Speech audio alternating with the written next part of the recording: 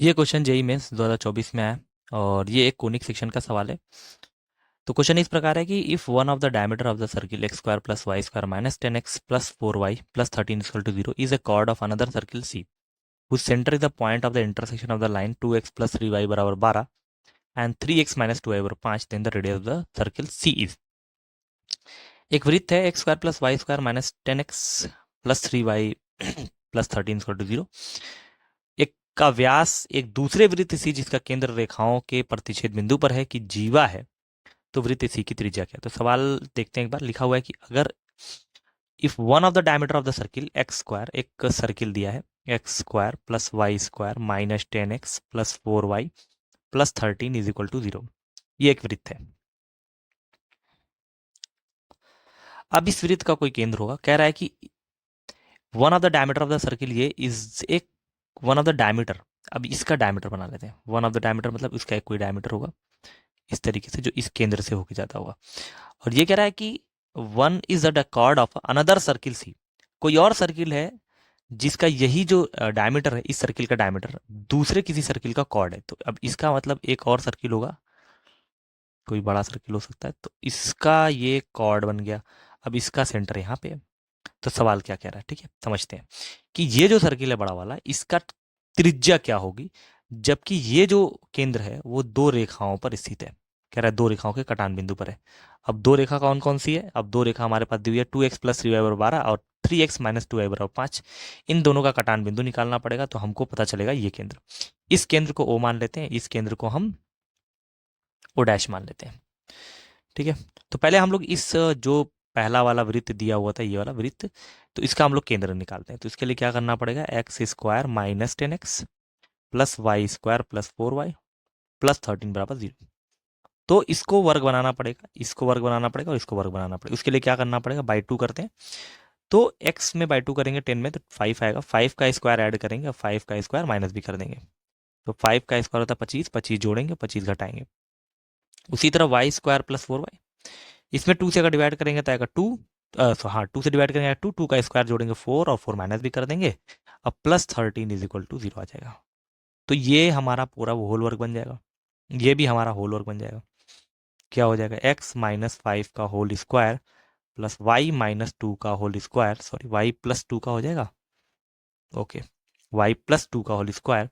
अब माइनस 25 और माइनस 4 और प्लस 13, माइनस 25 और माइनस 4 करेंगे -29, -29 में 13 जोड़ देंगे तो आ जाएगा -16 बराबर 0। तो हमारे पास केंद्र क्या आ जाएगा देखते हैं। तो हमारे पास एक सर्किल आ गया x माइनस 5 का whole square plus y plus 2 का होल स्क्वायर बराबर 16। तो अब इसमें केंद्र क्या आया, केंद्र हमारा आ गया, यही होता है 5 और यहाँ पे हो जाएगा -2। और जो त्रिज्या आई जिसको हम लोग r से रिप्रेजेंट करेंगे, त्रिज्या r वो है 4 के बराबर। तो ये केंद्र कितना आ गया, ये आ गया 5 कॉमा -2 के बराबर, ठीक है। और जो उसकी रेडियस आ गई, ये वाली जो दूरी है यहाँ से लेके यहाँ तक, ये दूरी आ गई हमारी कितनी, 4 के बराबर, ठीक है। ये समझते हैं। अब एक और वृत्त है, इसका केंद्र दो रेखाओं पर है और वो रेखा कौन कौन सी है देख लेते हैं। तो रेखा दिया हुआ था 2x प्लस 3y बराबर 12 और 3x माइनस 2y बराबर 5। इसको सॉल्व करना पड़ेगा। अब इन दोनों इक्वेशंस को सॉल्व करने के लिए इसमें जैसे इक्वेशन 1 और 2 मान लेते हैं, तो इसमें हमको 2 से मल्टीप्लाई करना पड़ेगा, इसमें 3 से, ताकि ये y को काटा जा सके। 2 से मल्टीप्लाई करने पे हो जाएगा 4x प्लस 6y बराबर 24। 3 से करने पे आएगा 9x माइनस 6y बराबर 15। हम इसको घटा देते हैं, जैसे ही माइनस करेंगे कट जाएगा, सॉरी जोड़ने पे, हाँ 13x बराबर यहाँ पे हो जाएगा 39। तो x की वैल्यू आ जाएगी 3 के बराबर। अब x की वैल्यू पुट करेंगे फर्स्ट इक्वेशन में। तो पहले इक्वेशन में x की वैल्यू रखने पर 2x प्लस 3y बराबर 12 में रख देते हैं, x का मान 3, तो 3 रखेंगे, 3 6 प्लस 3y बराबर 12। तो 3y की वैल्यू कितनी आ जाएगी, 6 के बराबर। तो y हमारा यहाँ से आ जाएगा,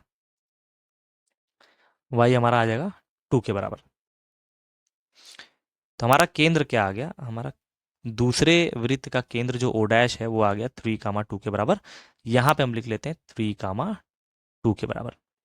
अब क्या किया जाए हमको अगर इस बड़े वाले वृत्त की त्रिज्या निकालनी है तो क्या कर सकते हैं, ओ डैश को हम एम मिला देते हैं, ठीक है। इसकी दूरी निकल सकती है क्योंकि 2 पॉइंट्स हैं। फिर इस पॉइंट को इस पॉइंट से मिलाते हैं और जब हम ओ ओ डैश को मिलाएंगे तो ये 90 डिग्री पड़ेगा, क्योंकि एक तरीके से ये कॉर्ड है। और जब किसी केंद्र से किसी कॉर्ड, मतलब किसी भी कॉर्ड पे आधा आधा किया जाता है तो ये उसका लंब बन जाता है, ये 90 डिग्री हो जाएगा, और ये उसकी रेडियस हो जाएगी बड़े वाले की। तो इसकी डिस्टेंस ओ ओ डैश निकाल लेते हैं। तो ओ ओ डैश क्या आ जाएगा, लिख लेते हैं। ओ ओ डैश बराबर अंडर रूट, ये डिस्टेंस फॉर्मूला से लग जाएगा, 5 - 3 का होल स्क्वायर, और ये -2 का होल स्क्वायर। तो 5 - 3 होता है 3, 3 का स्क्वायर 9, ये हो जाएगा 4, 4 का 16, तो हो जाएगा अंडर रूट 25। अंडर रूट 25 होता है 5 के बराबर। तो ओ ओ डैश हमारा कितना हो गया, 5 के बराबर। अब ये हमारा 4 था, ये 5 है, तो ये कितना होगा, आर की वैल्यू निकाल लेते हैं। रेडियस की वैल्यू कितनी होती है, तो पाइथागोरस लगाएंगे तो आर का स्क्वायर बराबर आ जाएगा 5 का स्क्वायर प्लस 4 का स्क्वायर। तो 5 का स्क्वायर 25, 4 का स्क्वायर 16, तो आंसर आ जाएगा अंडर रूट 25, 6, 31, 41 आ जाएगा।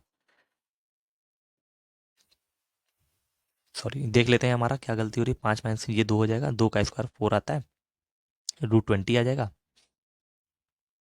ओ ओ डैश, ये √20 है, सॉरी, तो √20 का स्क्वायर करना पड़ेगा।